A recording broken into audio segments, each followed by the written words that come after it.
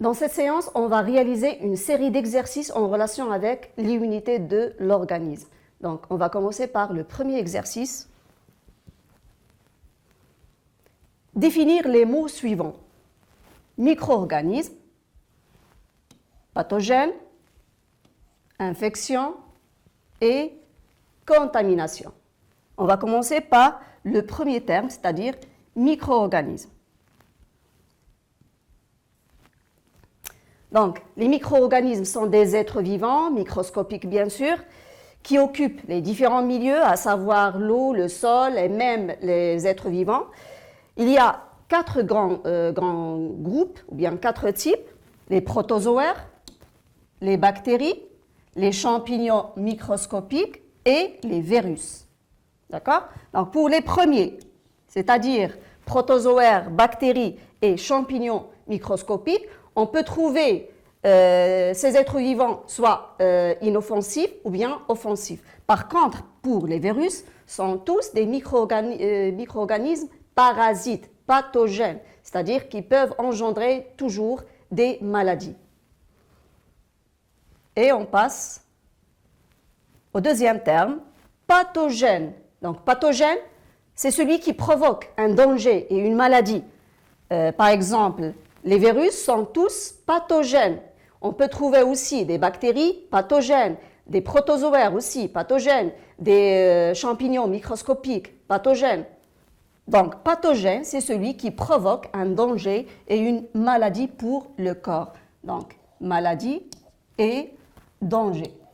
Et voilà un exemple d'un virus qui va attaquer une cellule. Et par la suite, il va engendrer et provoquer une maladie. Troisième terme, infection. Donc, infection, c'est une invasion de l'organisme par un agent pathogène, c'est-à-dire un micro-organisme qui va engendrer une maladie. Donc là, on a une invasion par des bactéries de type diplocoque qui vont engendrer par la suite une pneumonie. D'accord? Donc voilà l'inflammation au niveau des poumons. Voilà les alvéoles qui renferment un liquide. Ce liquide-là, il est provoqué par ces diplocoques, ces bactéries-là, et qui vont causer par la suite cette maladie-là nommée la pneumonie. Et voilà la différence entre des alvéoles saines, voilà, et voilà des alvéoles qui sont infectées par ces bactéries-là offensives. Donc, infection, c'est une invasion de l'organisme par un agent pathogène. On passe pour un autre terme, cette fois-ci, c'est contamination. Donc, c'est quoi contamination? C'est l'envahissement d'un organisme ou d'un milieu ou d'un pays par des agents pathogènes, comme le fameux coronavirus qui a envahi une région dans la Chine nommée Wuhan. Et par la suite, l'invasion de ce micro-organisme ou bien de ce virus-là, il a provoqué des maladies dans des pays, différents pays dans le monde. Donc, contamination, c'est un envahissement d'un organisme, d'un être vivant microscopique. Dans ce cas, on a parlé des virus, ou un milieu par des agents pathogènes, c'est-à-dire des agents qui vont provoquer des maladies. On passe à la deuxième question. Certaines affirmations sont exactes, alors que d'autres, on doit les corriger. Nommez-les et corrigez celles qui sont fausses. L'eau et l'air contiennent des micro-organismes. Toutes les bactéries sont pathogènes, c'est-à-dire qu'ils vont provoquer des maladies. Les virus sont obligatoirement des parasites. Obligatoirement des parasites de cellules vivantes. Les virus se multiplient en se divisant. Et on va commencer par la première affirmation. L'eau et l'air contiennent des micro-organismes. Oui, c'est vrai. On peut trouver les micro-organismes soit dans l'eau, le sol, l'air et même intracellulaire, comme le cas des virus. Et là, la vidéo nous montre quelques micro-organismes qui se trouvent au niveau de l'eau. Voilà. Voilà ces micro-organismes. Donc, l'eau, elle est riche d'une multitude de micro-organismes. On peut trouver aussi soit des micro-organismes pathogènes dans l'eau ou bien inoffensifs. On passe. Voilà. Deuxième affirmation. Toutes les bactéries sont pathogènes. Non, c'est faux, car on peut trouver des bactéries pathogènes, comme par exemple les salmonelles, mais on peut trouver aussi des bactéries qui sont inoffensives et même utiles. Par exemple, là, on a les lactobacillus, ces bactéries qui se trouvent dans le lait et par la suite qui permet la fermentation du lait. D'accord? Donc, on trouve aussi des bactéries inoffensives et même utiles. C'est bon? Et on passe à une deuxième. Les virus sont obligatoirement des parasites de cellules vivantes. Oui, un virus en dehors d'une cellule vivante, il va mourir. Et par la suite, cette affirmation, elle est correcte. Par exemple, toujours on parle du coronavirus. Il vit juste au niveau des cellules de l'appareil respiratoire. En dehors du corps, il peut atteindre jusqu'à 9 heures ou bien même 14 heures. D'accord? Il vit toujours dans des cellules vivantes et c'est le cas pour tous les virus. Et tous les virus sont pathogènes, parasites. Ils parasitent toujours les cellules vivantes. Ces cellules vivantes sont nommées les cellules hôtes, c'est-à-dire les cellules que le virus va choisir comme cellules qui va parasiter. Voilà. Les virus se multiplient en se divisant. C'est faux, car les virus, ils ont une technique de multiplication. Par exemple, là, un virus qui va choisir une cellule hôte, il va se fixer dans cette cellule hôte, il va introduire son matériel génétique et par la suite, il va répliquer le noyau cellulaire, le noyau de la cellule hôte. Et là, qu'est-ce qu'on voit? Des dizaines de virus qui vont par la suite se libérer de cette cellule hôte avant de la détruire et par la suite, ils vont infecter les autres cellules saines. Et c'est ça le problème et le danger des virus. Donc, les virus se multiplient dans les cellules hôtes en répliquant leur noyau. C'est comme une sorte de photocopie. Voilà. La troisième question, trouver la différence entre bactéries et virus, micro-organismes pathogènes et micro-organismes non pathogènes, septicémie et toxémie. On va essayer de répondre à cette question-là. Et on va commencer par la première question, la différence entre bactéries et virus. Bactéries et virus, par exemple là, bactéries, là, c'est virus. Concernant la taille, bien sûr, les virus sont de petite taille par rapport aux autres micro-organismes, à savoir les protozoaires, les bactéries et les champignons microscopiques. Bactéries et virus, donc les bactéries sont des micro-organismes qui peuvent se multiplier même sur des surfaces non vivantes. D'accord? On peut trouver les bactéries en dehors du corps de l'être vivant. Par contre, les virus sont tous intracellulaires. Ils ont besoin d'un être vivant, d'une cellule pour répliquer son noyau et pour vivre par la suite et attaquer d'autres cellules et d'autres êtres vivants. Donc c'est ça la différence entre bactéries et virus. Bactéries, on peut les trouver dans les différents milieux, l'eau, le sol, l'air et tout ça. et même dans les cellules ou bien dans les êtres vivants, alors que les virus sont tous intracellulaires. Ils sont tous parasites des cellules vivantes. La différence entre micro-organismes pathogènes et micro-organismes non pathogènes. Donc, les premiers pathogènes, ils vont engendrer bien sûr des maladies. Donc, on a parlé des virus, les virus sont tous pathogènes. Mais les autres micro-organismes, par exemple les protozoaires, les champignons microscopiques, les bactéries, on peut trouver ces micro-organismes soit offensifs ou bien inoffensifs, c'est-à-dire ils ne vont pas provoquer des maladies.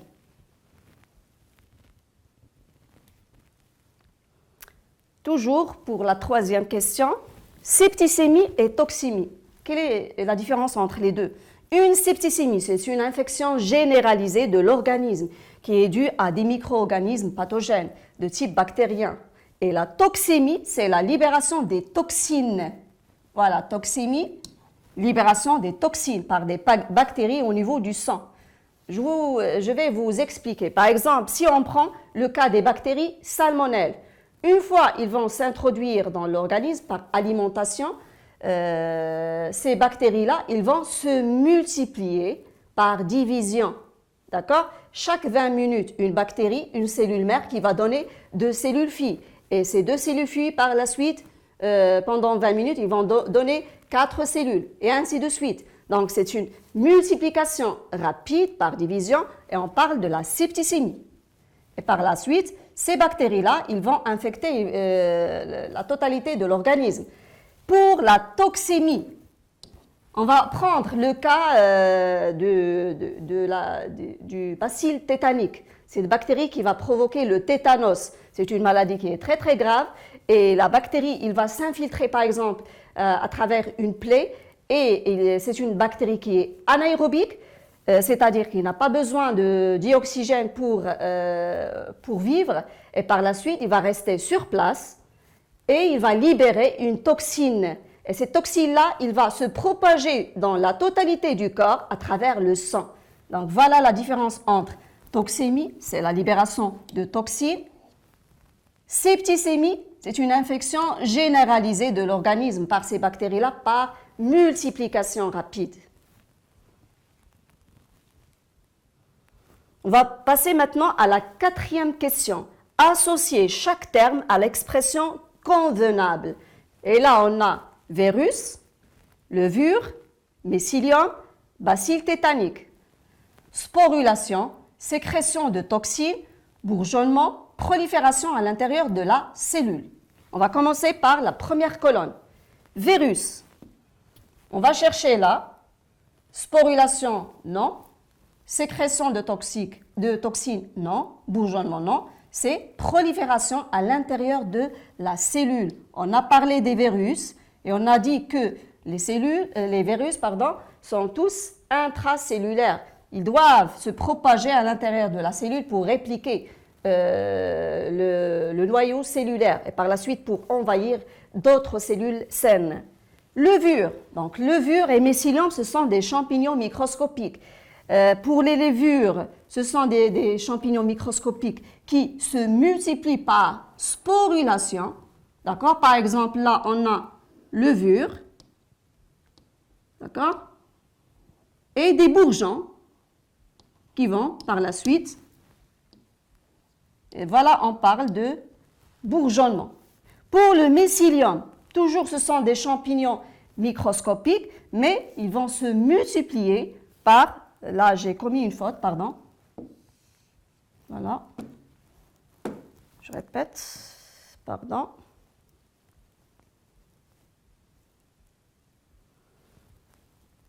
Ça c'est faux.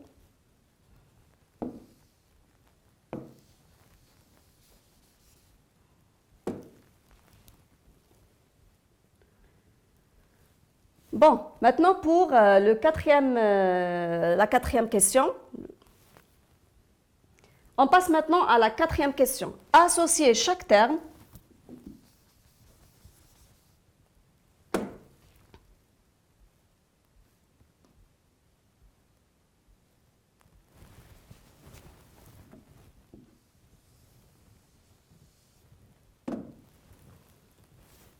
Maintenant, on passe à la quatrième question.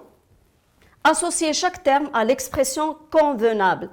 On va commencer par la première colonne. Virus, levure, mycélium, bacille tétanique. La deuxième colonne. Sporulation, sécrétion de toxines, bourgeonnement, prolifération à l'intérieur de la cellule. On va commencer par la première colonne, virus. On va chercher là le terme ou bien l'affirmation convenable. Sporulation, c'est non, c'est un type de multiplication, mais pas pour les virus. Sécrétion de toxines, non. Bourgeonnement, un type de multiplication, pas pour les virus. Et virus, c'est prolifération à l'intérieur de la cellule. On a parlé des virus et on a dit que les virus sont tous parasites, sont tous intracellulaires, c'est-à-dire ils auront besoin d'une cellule pour répliquer leur noyau et par la suite pour envahir les autres cellules saines. Levure. Donc levure, ce sont des champignons microscopiques et leur technique de multiplication, c'est bourgeonnement. Donc une cellule mère qui va donner des bourgeons. Et chaque bourgeon, il va par la suite donner d'autres cellules, et ainsi de suite. Donc, levure, c'est bourgeonnement. Mycélium, deuxième type de champignon microscopique, on dit mycélium ou bien les moisissures. Donc, le mycélium, sa technique de multiplication, c'est sporulation. Il va donner des spores et chaque spore, il va se multiplier pour donner d'autres moisissures, d'autres mycéliums. Bacille tétanique, donc cette bactérie-là qui va provoquer le tétanos, une maladie qui est très très grave. Donc ce bacille-là, il va libérer une toxine, il va provoquer une toxémie pour le corps. Et voilà la réponse. Virus, prolifération à l'intérieur de la cellule. Levure, c'est bourgeonnement. Mycélium ou bien moisissure, c'est la sporulation. Et bacille tétanique, c'est sécrétion de toxines. Voilà la cinquième question. Lisez le texte et complétez le tableau à côté. On va lire le texte attentivement. L'hépatite C est due à un virus. L'hépatite C est due à un virus qui attaque les cellules du foie, provoquant des lésions, c'est-à-dire des parties qui sont endommagées au niveau du foie et qui peuvent s'aggraver et évoluer en une infection chronique, une maladie qui est très très grave, l'hépatite C. Ce micro-organisme peut se transmettre, là on va parler des modes de transmission, au cours des relations sexuelles, des échanges de seringues chez les toxicomanes, c'est-à-dire les personnes qui se droguent, et tatouages, qui font le tatouage, et même le piercing aussi. Donc, la question là, c'est compléter le tableau avant de lire. Donc, maladie, micro-organisme responsable. Donc, on va chercher là, c'est un virus. Mode de transmission, relations sexuelles, des seringues, tatouages, etc. Voie de pénétration dans l'organisme, donc pour les transmissions, bien les relations sexuelles, c'est à travers le sperme, les seringues et tatouages, c'est à travers le sang, bien sûr. Donc voilà, on va compléter le tableau. Donc maladie, c'est l'hépatite C. Pardon.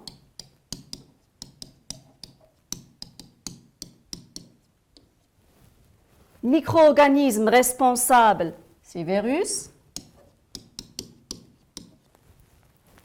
Mode de transmission, donc voilà, soit des relations sexuelles. Là, on voit aussi échange de seringues. Et tatouage.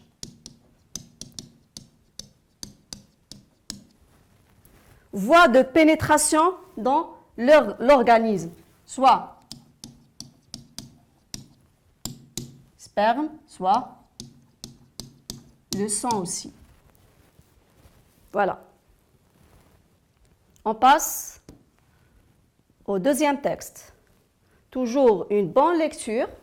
La tuberculose est due à une bactérie, c'est bacille de Koch. Il attaque les tissus pulmonaires.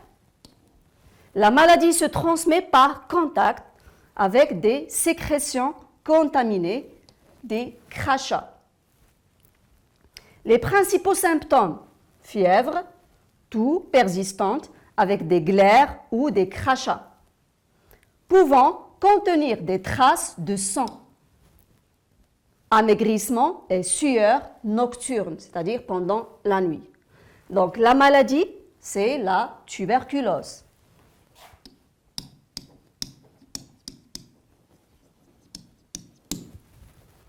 Micro-organisme responsable, c'est une bactérie de type bacille de Koch.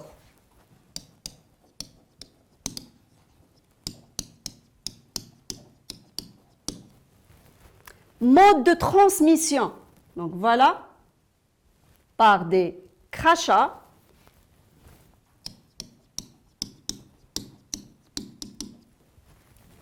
c'est-à-dire du mucus qui renferme ces bactéries-là, ces bacilles-là, et voie de pénétration, c'est par les voies respiratoires.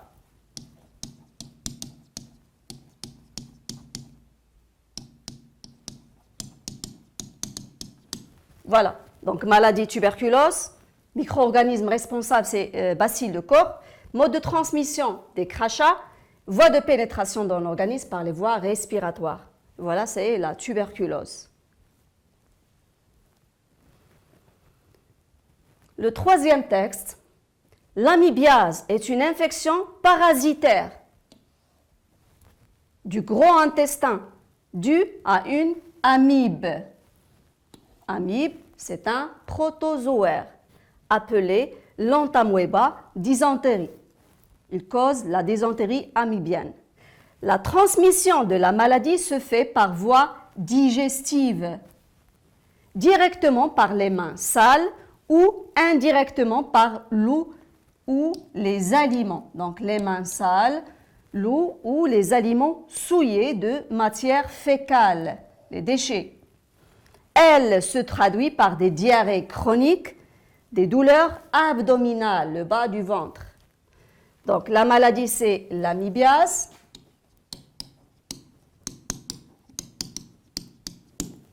Micro-organisme responsable, c'est amibe. Et l'amibe, c'est un type de protozoaire. Voilà. Mode de transmission, donc soit les mains sales,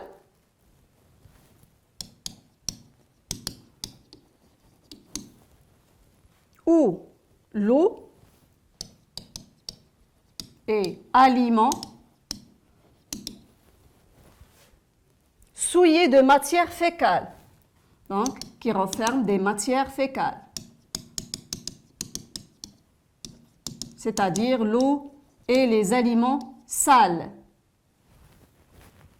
D'accord? Voies de pénétration, donc ce sont des voies digestives. Et voilà. Donc la maladie, c'est l'amibiase, causée par l'amibe, c'est un protozoaire. Mode de transmission par l'eau, les aliments qui sont sales, qui renferment des matières fécales, des déchets. Voies de pénétration, ce sont des voies digestives. Voilà, et merci pour votre attention. À la prochaine.